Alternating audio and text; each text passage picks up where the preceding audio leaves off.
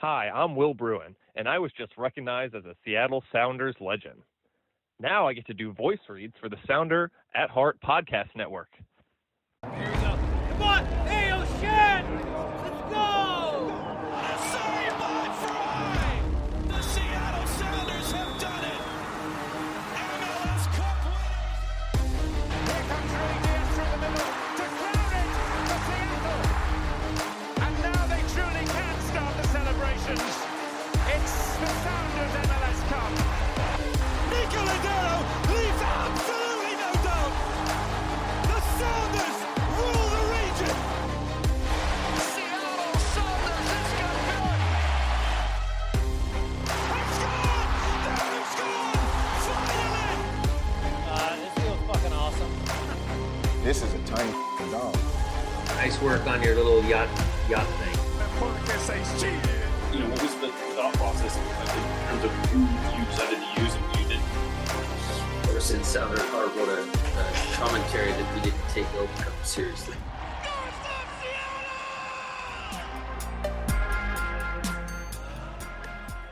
This episode of Nos Arietes is sponsored by Full Pull Wines, a Seattle-based wine retailer and proud sponsor of Nos Arietes since 2011. Full Pull was founded in 2009, is based in Seattle, and is owned and operated by longtime Sounders supporters. They offer the best boutique wines of the world to members of their mailing list, with special focus on their home, the Pacific Northwest. Welcome back to another episode of Nos Arietes. I am Jeremiah Shan, and this is what we learned this week with Niko. So, of course, I am here with Niko Moreno of Postal Sports, of Sounder at Heart, of Lopping Scorchers. How are you doing? Hey, man. I'm excited. It's been a good week. It's crazy what a little report, a little bit of like glimmer of hope will do for The energy of the fan base and everybody. I'm excited that you and I were able to provide this sort of glimpse of, wow, maybe the team does care, and maybe the team, you know what I mean? Yeah. It was so down in the dump. So I just want to start by saying that I'm happy that everybody has been so engaged with our story, that everybody seems to be in a way better mood. Whether you think this is a home run or not, we'll talk about that. But in general senses, I just get people that are excited. I mean, the ads have been all over. People have been talking about this right and left. So I'm just excited to see people so into the Sounders after, some bit of a slow, rough start. So before we get into the move itself, I want to go a little bit behind the scenes. So I woke up on Monday morning, and I have an email from you that was sent at 4:30 a.m., and I'm like, what is this? And I opened it up, and I'm like, oh my gosh, she got that. And we had talked about this, this did not come completely out of the blue for me, but that you had the report and that you were ready to kind of put pen to paper on it, whatever. That was news to me. Like, you did not told me at midnight, hey, I'm going to be writing this story. And then I was like, oh, you did send me a text message at 4:30 in the morning. But I was like, so I'm scrambling, like getting it together. Like, I was actually almost late to get my daughter to school because I was like trying to get this story edited, because I was like, if he sent this to me at 4:30 in the morning, he is worried that someone else is going to get this story. And then the funny thing about it was that not only that, but then, man, this story, I don't think I was prepared for it. It got picked up a lot of places. Like, we have been doing this a long time. We were getting cited by like the Daily Mail, BBC, the Seattle Times. All kinds of places were. Transfermarkt had us linked in there. I mean, it was all over the place. And it sort of like was, oh, this is a guy who has some real name recognition. I don't think I appreciated that when this story first came across. And I didn't. I mean, like I said, me and you had been working on it. We had talked about it the week before. I've been making sure that I did my homework, as I tend to do. It's a little bit harder these days because Tom Boger's so good, and there's so many other people that are ready to go with just information, that I was trying to be as thorough and quick on the story as I could. And I think it was at midnight, it was a little bit after midnight when I got the confirmation of everything. So I think I texted you at that time. Oh, and yeah, I was I like, think you there's did. no way he's up. So then I started getting all cut up. I tried to go to bed. And so I laid down in my bed, and I'm just like, in my head about, is somebody going to get it? Is somebody going to not? I literally could not sleep. So I got up.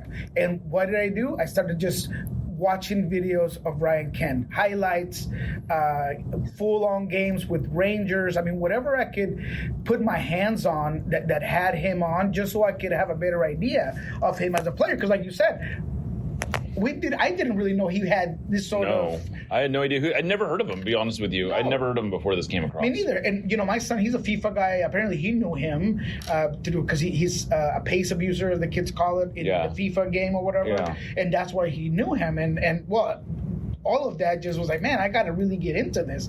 And all of a sudden, it's 3 o'clock in the morning. And I'm like, I should just write it. Mm-hmm. Because if he wakes up to it, he's going to have something to go off. We'll get this as soon as we can. Yeah. And that's what happened. I just started writing, and it was 4:30 when I finished it, and I sent it your way. So I got zero sleep. I bet. But it was great. It was just exhilarating, just because I don't know. I was a little bit of adrenaline. I did Love and Scorchers. Ari had no idea that it was the funniest thing. I was watching it, and he's like, "Oh, it looks like Sounder Hart is reporting this story," and I'm sitting there watching you, and I'm like, he doesn't realize that Niko wrote this story, does he? Yeah, and honestly, I had not mentioned it to him because I just wasn't there mentally, to be quite frank, and I was just trying to get prepared to watch the game. So I ended up watching the Sounders Houston game one more time. So I was just not there necessarily. Mm-hmm. I had dropped a couple of hints at him that, I've been up all night, maybe we'll get some stories, but I don't think he really realized what was going on. But all in all, it was fantastic. We got it out, and I love to hear that it got picked up by so many people, that it did have such a big impact. It had a lot of traction. I'm just going to go just tell people. So I'm looking at my text messages right now, 11:52 p.m., which is honestly, normally I'm awake. I'm surprised I didn't see this. But he says, hey, contact me ASAP. And then the next message is at 4:24 a.m., sent you an email, blah, blah, blah, blah. And then at 7, hey, did you see the story? And I'm like, yep. I'm looking at it now. So just very funny. That's a little how the sausage gets made sometime. But you mentioned Tom. He was very... that was sort of an aha moment too for me when I heard him talking about it on Soccer Wise, where they were very complimentary to you and to us, and he was just like, yeah, this is a guy who a year ago I was thinking should be an MLS DP type of player. I've been waiting for some MLS team to reach out to him. And I think people are a little surprised that it was the Sounders. I'm not. Which I don't know, makes sense, I guess, in some ways, but it does feel like a very Sounders move. And to get a little bit more into it, it looks like it's everything we're hearing, it sounds like it's going to happen. Yeah, and again, thanks to Gas and Tom for being as nice as they were. Those are two guys that are top of the line media guys. So I was happy to get that shout out from them. And yes. Can I go into updates on it? Yeah, go. Yeah, so definitely it sounds like there's been an agreement, a verbal agreement. It's not signed yet, but they are confident that it will get signed today. So we're recording here on Friday at noon.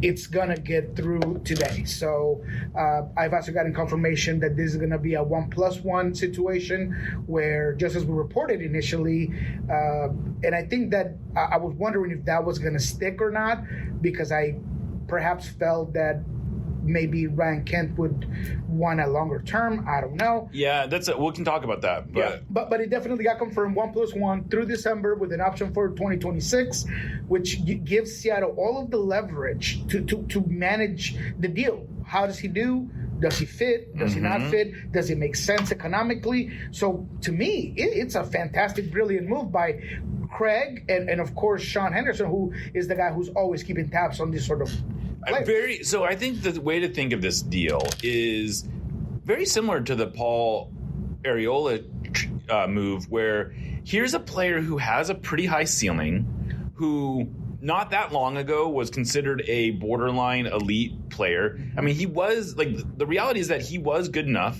to be signed by Fenerbahce.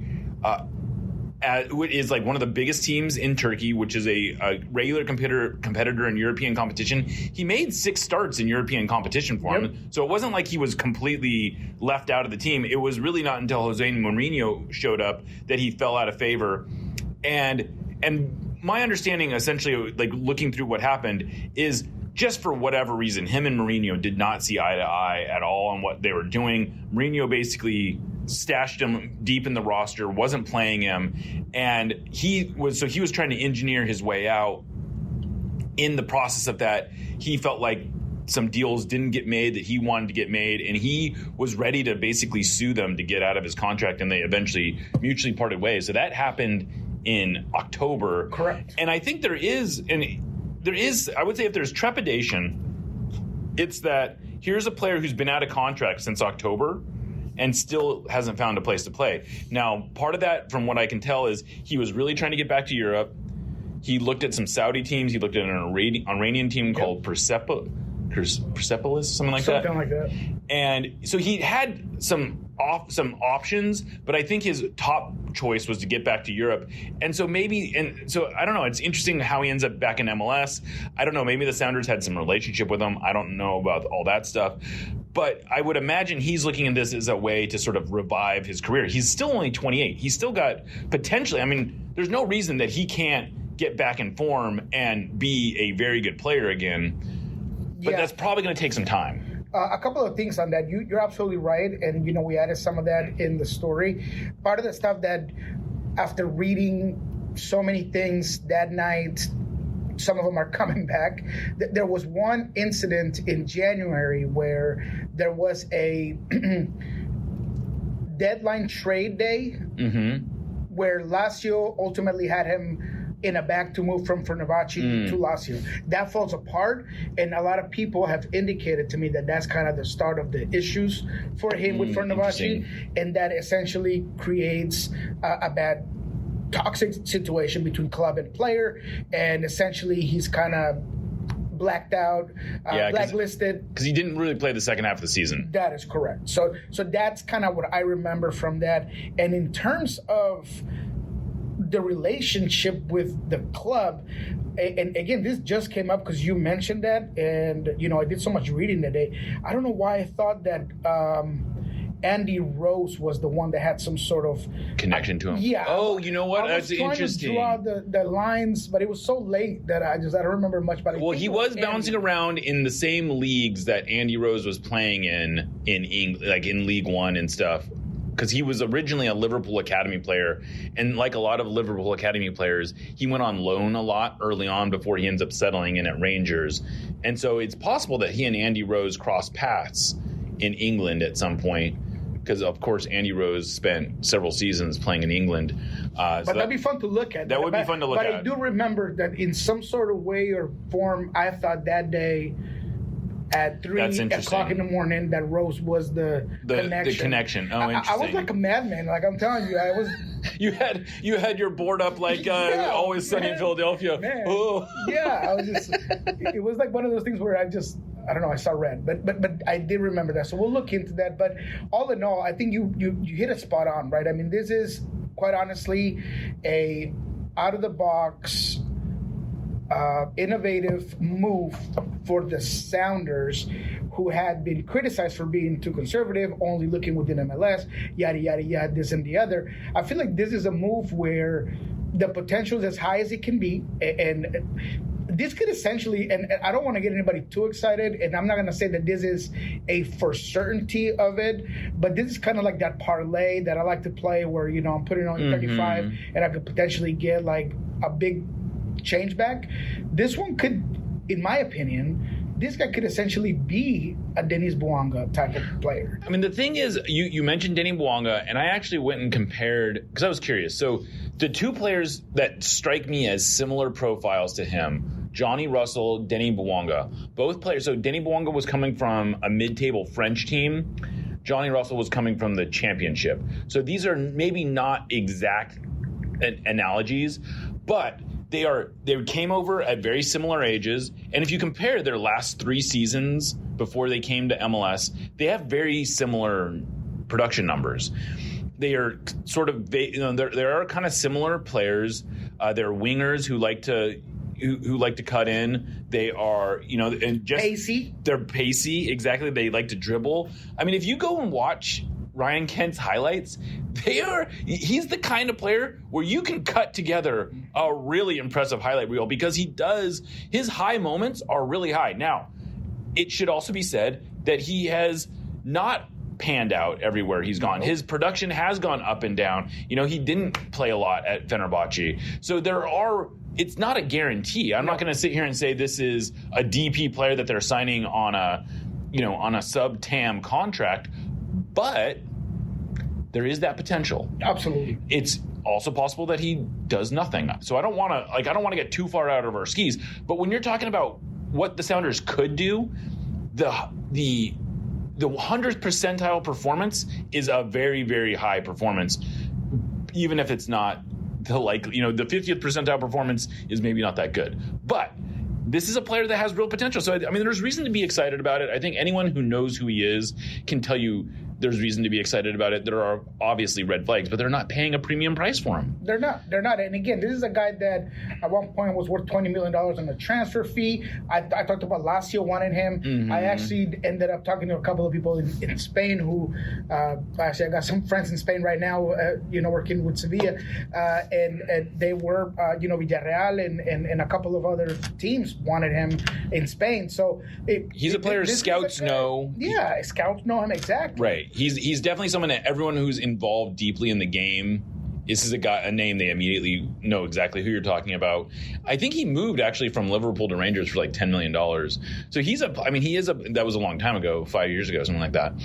But he's definitely an intriguing player. I think, again, if you're talking about the Sounders shooting the moon sort of with this, they have almost this free play. I think you actually may even use that analogy previously. And they're treating it like a free play, and I think that's great. Yeah, because so many times we've seen them be conservative in a movement, and this is not a conservative. No, this is ambitious, and I don't want to get into the ambitious word in general, but the move specifically is not ambitious, maybe in terms of the money aspect, right, but the potential and kind of like the risk take sort of situation. This is not conservative. This is not your Julian Gressel or Juwan Jones or any player that we kind of mentioned that might have been more of a certainty, but the ceiling would not be as high. This one is on the other end of it. So in terms of the move, I think it's positive for what you're getting him in the moment that you're getting him. You're basically adding him as a depth piece, and it's going to create competition. And we'll talk about that here afterwards in this show. But all in all, I just want to say that the move, to me, is a good move. Yeah, I like it too. I think the other question it forces you to ask, though, is what do the Sounders see as where is this all heading, right? Because the reality is that this is not a immediate fix for anything that's currently ailing the Sounders this week. He's not going to suit up this week. He's not going to suit up next week. The reality is that he might not make his debut for another month. And who knows when he's regular. I would think the Sounders would be very happy if we told you that they had him ready to go, fully fit by the Club World Cup, which is in June. They'd probably be thrilled with that. Yeah. And I think it's entirely possible that he had maybe not even made more than 1 or 2 starts by then. That's 2 months. 2-3 months almost from now. So I think they are looking at this as a move that's down the road. This is not a fix for anything that's happening right now. So that's one thing to know. But the other thing is that he's a winger. He is not a wing back. Nope. He is an attacking winger. And how that fits into this roster is an open question, because right now they don't really play with traditional wingers. Georgi Manungu is essentially the only real winger that they've been playing with. Paul Rothrock a little bit. Rothrock is really playing as a wingback right now, and he's excelled there. Yeah, and he's looked pretty good. So it'll force them to ask some questions, and maybe they don't even see him as a starter right now. I mean, they might just see him as an option off the bench. But he's a piece that they don't have right now. They don't have a real analogy for him on the current roster. No, absolutely. And we could talk about this as well. From the point that he hasn't really had a professional competitive game since July. He's been out of contract since October. So what sort of shape he's in, it's concern number one, but concern number two is not even a concern, it's just a reality of a circumstance.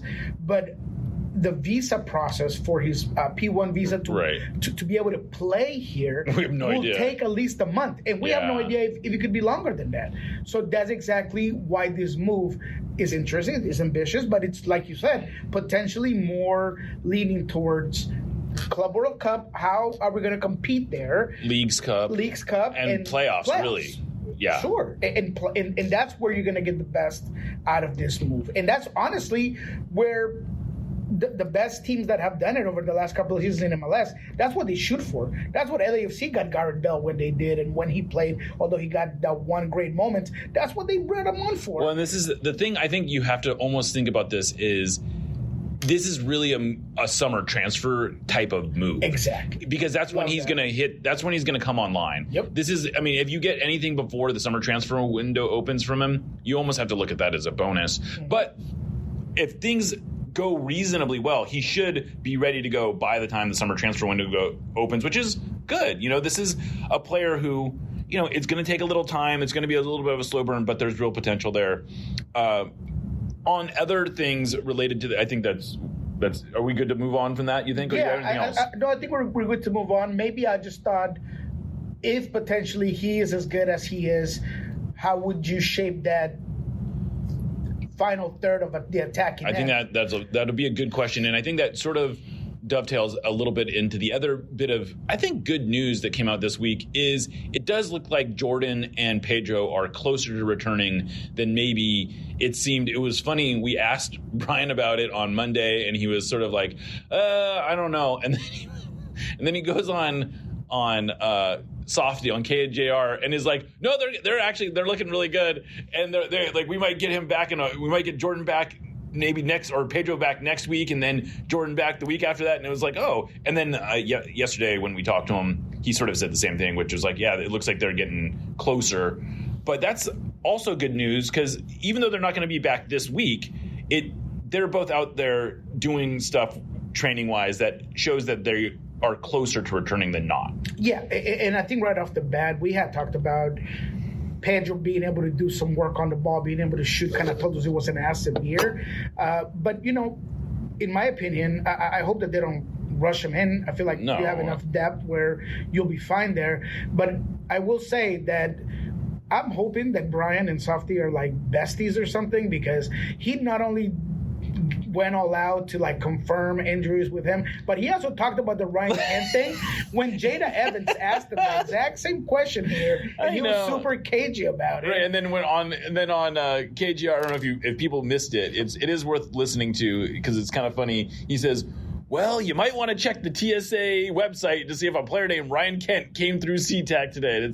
And then I don't know. Maybe he's been at the facility. I don't know. And then he like did this whole scouting report on him, and it was just very funny because he definitely did not say that with us on Monday. Oh no, he was cagey. We just didn't want to talk about it. I mean, I have no idea, but he was like a cat that ate the bird on Thursday. Exactly, 100%. I mean, come on, man. And then he went and talked about it. Got super open about it. But anyway, I just wanted to point that out there. It was kind of funny for Mr. Brian Smetzer. Yeah, but that does lead us into this weekend. San Jose is a team who went through a pretty significant overhaul in the offseason. Bruce Arena obviously is a big part of that, and he changed their formation. They're now playing a 3-5-2. They brought in a bunch of big players, Chicho Arango, the top one, but Joseph Martinez as well.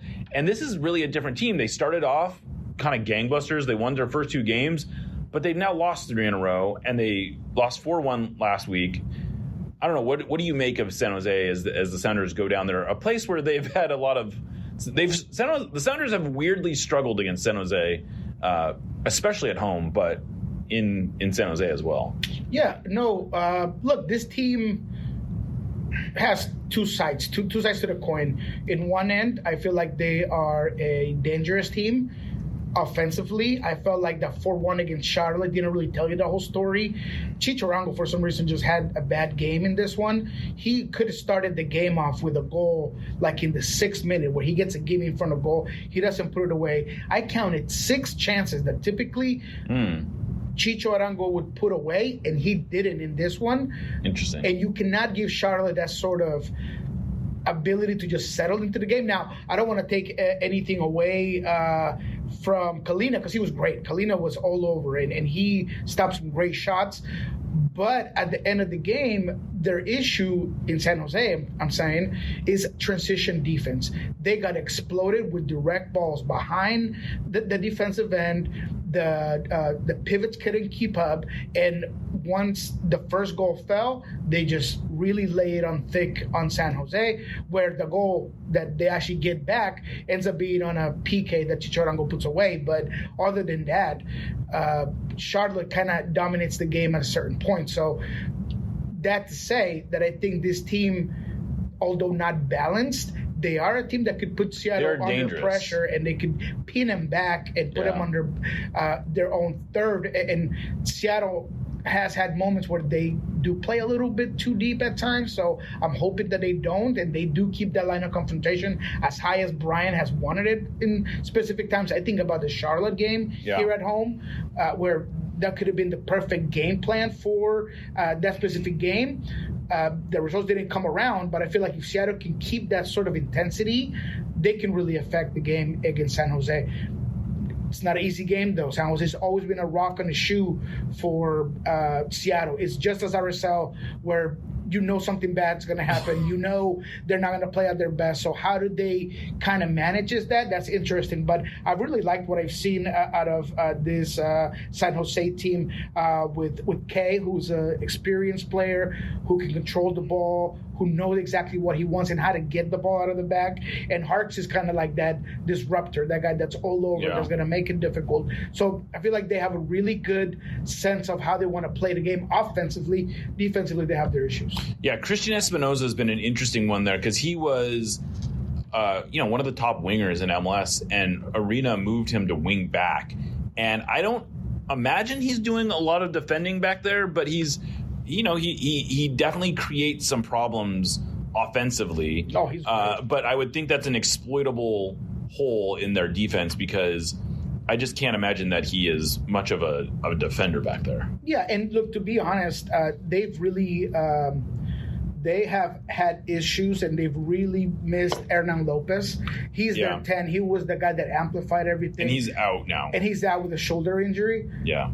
So now they have to drop Chicho, because Chicho could do a little bit of that false 9 or 10 sort of situation with Judd in front of him. Judd will give you a little bit more of that high energy pressing, occupy space, and then Chicho will get into those half spaces and be that guy that really is the dangerous guy. He's the one that's getting in front of goal. He's the one that's going to be dangerous. So how does Seattle kind of manage that? That's going to be interesting. But Espinoza, to me, is by far the most consistent and, quite honestly, the most fully talented player that team has. He could do it all from where he stands. He could come outside. He could come inside. He could link up.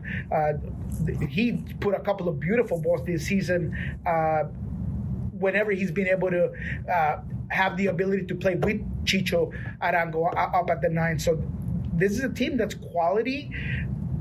Seattle's going to have to do a lot more on the offensive end, and that's where kind of my question mark is for Seattle. Is the magnifying glass for me is going to be on how well they move offensively, how engaged and active Jesus Ferreira is.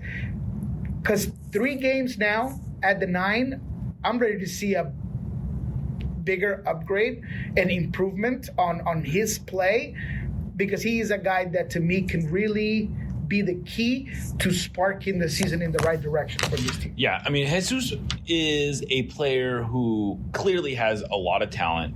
We're seeing glimpses of it, but he has not really put it all together. You know, we talked about how he only has 1 shot and 2 starts at the number 9. That is not enough.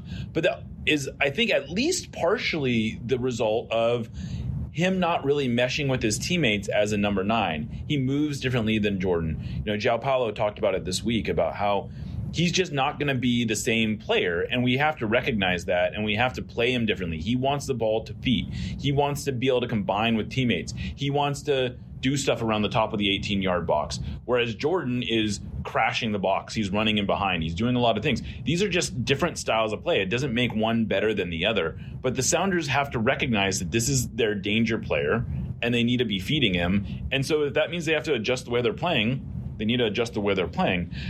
So I have high expectations still for Ferreira. I'm not ready to sell on this guy. I think he's still a very useful player, but this is a game where you would like to see him shine.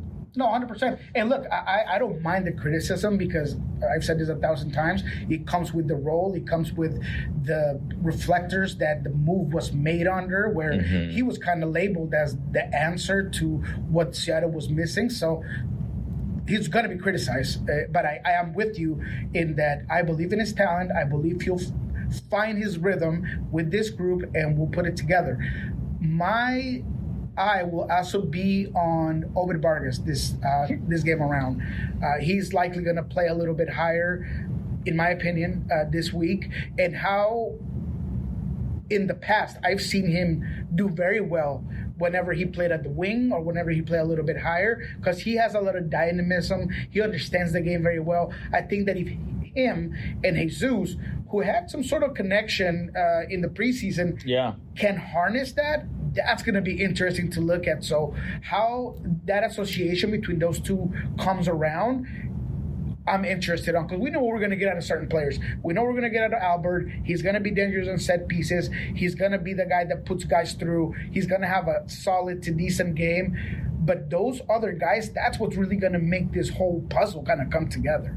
Yeah, all right. So we're gonna take a break right now. We're gonna come back. We'll talk a little bit more about Obed. Again, he had a nice little interview. You had some good exchanges with him. I wanted to talk about that a little bit more. We're going to talk about the Club World Cup money and sort of what that means. But you're listening to No Sadietes, and we'll be right back. Thank you for listening to the Sounder at Heart Podcast Network, which now includes No Sadietes, Lobbing Scorchers, and the Cooler Guild. We've been independent since August of 2023, but need your support to make sure it continues. Although this podcast is free, it's only made possible by your continued support. Memberships start as low as $25 a year, which not only helps make podcasts like this one happen, but also gets you access to everything we produce. If you're able to support us at higher levels, starting at $75 a year, you gain access to a host of other perks, most notably entry into our members-only Discord, where the smartest, funniest, and most engaged commenters share their thoughts and ideas. To find out more, just visit sounderatheart.com and click the subscribe button in the top right corner. Thanks for listening. It's getting to be that time of year when you need to figure out how to watch Sounders games. If you're an Alliance member, you are getting a free subscription to MLS Season Pass, and you're covered. Similarly, if you're a T-Mobile subscriber, you're also covered. But if you're going to have to pay for one, you may as well give us some of that money. By using the link sounderatheart.com/MLS Season Pass, you'll help support independent media while also getting access to every Sounders game, every other MLS game, MLS 360, and all sorts of other content. Just to make things extra easy, we'll put a link in the show notes too. Thanks. No Sadietes, admittedly, is not exactly known for our spicy takes, but that doesn't mean we want our food to be mild. Spice up your life with Haxon Ferments. Handcrafted in Georgetown and made with the best local ingredients from across the Pacific Northwest, they specialize in unique small batch fermented hot sauces and vinegars. Haxon Ferments brings bold flavors and natural fermentation together for something truly special. Whether you're a heat seeker or just looking to elevate your cooking, you'll find something you love at haxonferments.com. That's HAXANFERMENTS.com. And right now, if you use the code SOUNDERATHEART, that's all one word, at checkout, you will get a free hot sauce with your order. Again, go to haxonferments.com, use the code SOUNDERATHEART at checkout for a free hot sauce with your order. Haxon Ferments is a proud sponsor of the Sounder at Heart Podcast Network. Welcome back to No Sadietes. We're here on What We Learned This Week with Niko. Niko, we had another good interview with Obed Vargas today. I always love that you guys get to have these little exchanges in Spanish because I feel like he opens up a little bit more. But one of the things I thought was kind of a fun little thing was we were talking about the interpersonalness of the way that he is. He was in Mexico, or he was in Spain this last week with the Mexican U20 team. And one of the things I thought was interesting is he talked about how this is sort of, when he's with the Mexican national team, that's sort of the first time he's in a social environment where he has to speak Spanish and he's around other Mexicans. Like when he grew up, obviously he spoke Spanish at home, but outside of the home, he was English speaking all the time. Even though he went to a Spanish, we were asking about this, even though he went to a Spanish immersion school, these were all gringos who were learning Spanish. He was the guy who spoke. So there were, like, his friends back in Alaska speak English. That's his language among friends. So when he's when he's with the Mexican national team, it's like, oh, these are different guys.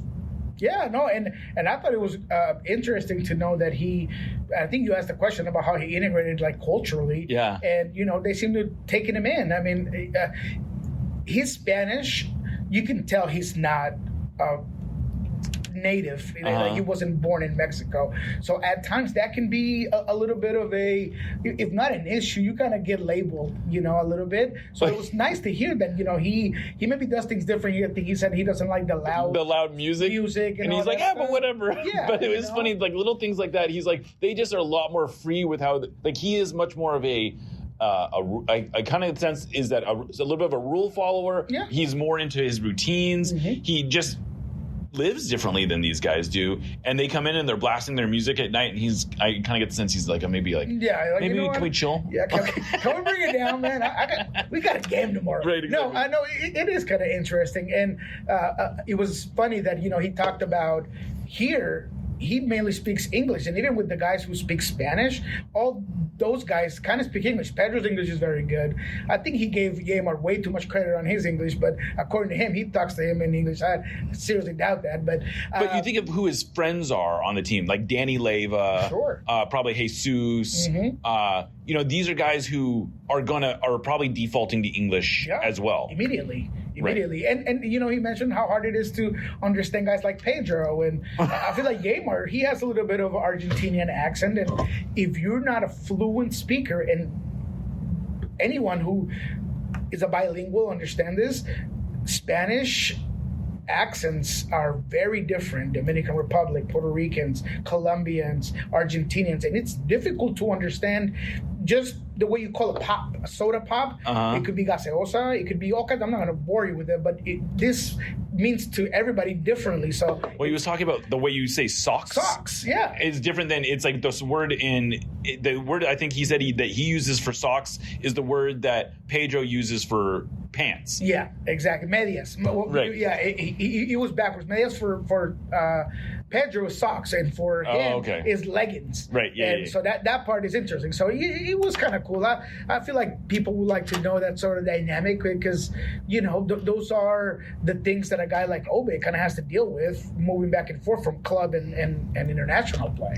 It was, and the other thing was kind of funny. Someone asked him about what he made of the U.S. struggling, and he's just like, "That's not my problem. I think whatever. I'm not going to touch that." He said, "Pochettino got it." He got it. But it is interesting to see how that goes. I also thought it was a little interesting. He didn't seem to be angling, like he seemed to almost accept that he might not be in the World Cup plans, which I guess makes sense.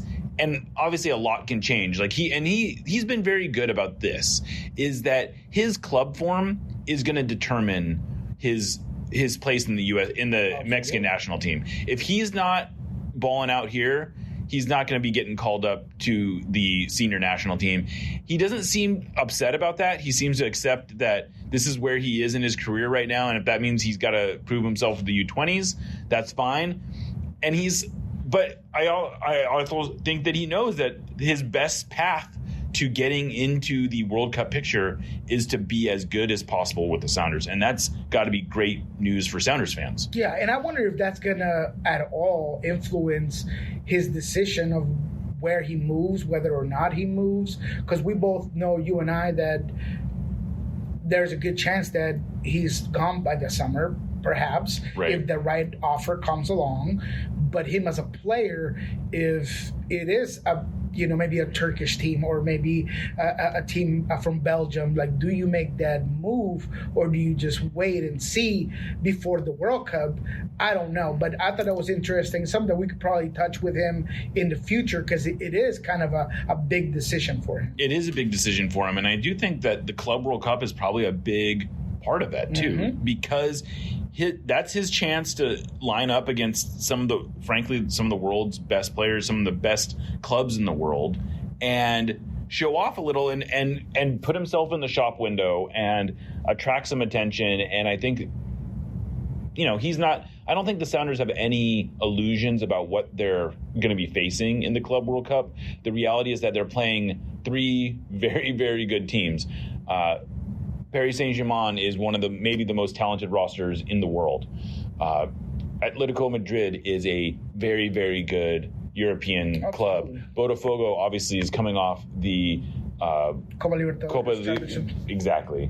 And they're also a very talented team. So they're going to have their work cut out for them. But one of the things that we finally learned this week about that is how much money is both guaranteed and on the line for this. The Sounders are going to be guaranteed $9.55 million just for showing up. And to put that into a little bit of context, they have never paid a transfer fee of that much.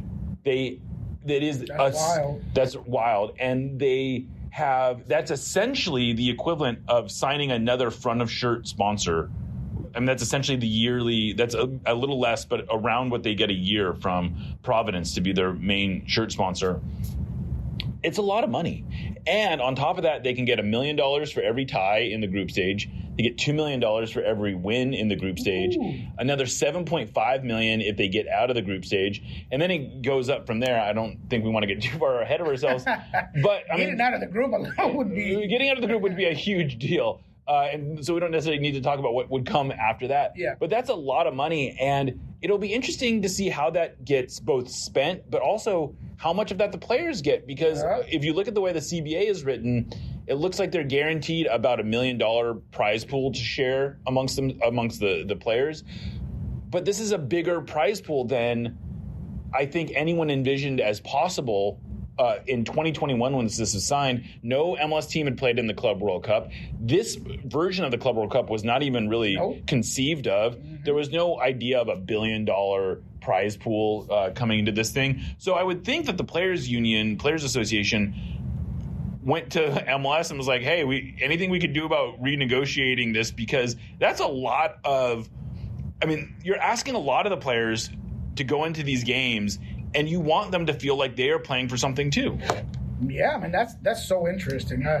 I would honestly think, and obviously it's not my money, but at least double the $1 million price. That doesn't seem outrageous. Split between the players, because you also don't want to have a group that thinks that they're not getting worth what they've put in, because every single one of these players has made this team get to where they got to with blood, sweat, and tears. So, yeah, I think that doubling up that would be the bare minimum. But it would be interesting how much of that moves around. Does that, obviously that's not going to come immediately, so that if there is going to be like a big move for the U22. But they know it's coming. They know it's coming. Right? So now they know it's coming. And they should be able to budget for it. And that's, I think, the real next question is, let's just say, call it $7 or $8 million is coming to the club itself. I would hope that they are looking at that as a almost immediate reinvestment. I would agree. There's no reason that they shouldn't be lining up at least one U22 and being able to spend a little bit more than maybe they were originally planning to spend. But theoretically, that could fund a very significant U22 transfer. Sure. I'm sure there's going to be other monies. They can take some of that money. I'm sure they'll spend it on other parts of the organization. And it is important to note that money does have to be, through MLS rules, that money has to be reinvested in the club. So it can't just go into Adrian's pocket. Not that I would necessarily expect that to happen. But it should go into the transfer budget. Some of that money should go into the transfer budget. I would hope that the Sounders are seeing this as an opportunity, not necessarily to bolster their roster specifically for the Club World Cup, but to make a holistic move that is going to help them this season and down the road. Yeah, no. And you do want to see that. And whether, because I do expect the U22 to be used in a striker, I really hope that is either someone who they've been targeting where they could be just a straight up cash out buy within MLS, or if they're going to go get somebody abroad, that it is somebody that you pay an actual transfer fee for, right, and that you're looking for that person to be a centerpiece of the team moving forward. Right. We've talked about the need to just understand that Jordan, as good as he's been, he is 30 plus. You do want to make sure that if you're not looking at Jesus as your second option striker because he does better things back a line, then you need to bring somebody in who's going to be that second guy. So if you need to do that now, you need to bring him in immediately, and that would make me feel like this team is looking at this 2025 campaign as we got to win something, as they should, us, right? And as they should, right? Absolutely. They have said all season long, all building up into this, is that the success in this club is defined by winning trophies, and the way you win trophies is not directly correlated to how much you spend, but that the amount you spend is sort of a statement of purpose. Oh, yeah. And I think that's been one of the frustrations in the fan base, is that they talk about winning and they do some winning, but part of this is more than just results. It's sending a message to the fans that they are invested, as they are giving you a reason to be excited. And to circle this back around to the Ryan Kent thing, I think that's what's so exciting about the Ryan Kent thing, is that it's an exciting move. It's something that you can get into, that you can get your teeth around, that you can watch. I mean, as simple as something, be able to watch the highlight package and imagine him in a Sounders uniform balling out like that. And I think that's one of the things that we've not been able to do as much in the last few years, is just get really excited about new players. Because the reality is that this is an entertainment business and they need to be entertaining. And I think sometimes that's what we get lost in during, admittedly, a run of success, but a run of success that hasn't felt as fun as it should have. Absolutely. And it's always great to have a sustainability with the guys you bring in from the academies and the way you kind of build your roster. But those guys, those X factors, that's what sometimes sells. And look, I'm not going to sit here and tell you that Ryan's acquisition is going to put butts in the seats and it's going to be like Messi came to town, but I feel like there will be an increase of people that want to come watch. There's a big fan base that follows Rangers here. I know that for a fact. How much do they know about him? Do they want to go watch him? There's English friends of mine that I was like, oh, I've heard the name. I want to go check him out. So I do expect that to kind of get there a little bit bigger, and it all goes back to what you said: entertainment plus value plus people get excited, and that's what we want to see. And of course, hopefully that comes along with wins. Right, exactly. Well, Niko, I think this has been a very productive week. I think we learned a lot this week. We did learn a lot. This was a good week for having this podcast, I think. But of course, Niko Moreno, you can find him on Blue Sky at El Rolo NW. You can find him on Pulso Sports. You can find him on Lobbing Scorches. You can, of course, read him on Sounder at Heart, and you can hear him every week on this podcast, No Sarietes. Thank you for joining me again, Niko. No, thank you, man. I appreciate it. It's great. One thing that I also wanted to add is that people were asking, and I didn't want to not answer. They were wondering about the potential international slot for Ryan. Just so everybody knows, he would occupy one, and it'd be the last one that the Sounders and they'd have to go out and find it. They'd have to acquire another one. But honestly, the reality is that that's something you can, when the Sounders have the flexibility that they should be able to go out and find. It's usually costs you between $150 and $250 in allocation money, which they have done a good job of creating space for that. So I don't think that's something that fans should get too worried about. Absolutely. And that's what I wanted to make sure that you brought up, because it is something that, I don't want to call it easy, but it's very doable. It's very doable, yeah. It's very doable to do. So that's the one thing that I think I had in my notes that people were really concerned about. But I appreciate everybody listening, all the comments, everybody engaging. Make sure that you do follow, obviously, Sounder at Heart, continue to provide, become a subscriber, get behind all of our sponsors. And I'm just happy that this was a great week. It was a great week. It was a fun one. I a lot of good stuff going on. But Niko, thank you for doing this. I am Jeremiah Shan. This is No Sarietes, part of the Sounder at Heart Podcast Network. and we will catch you next time.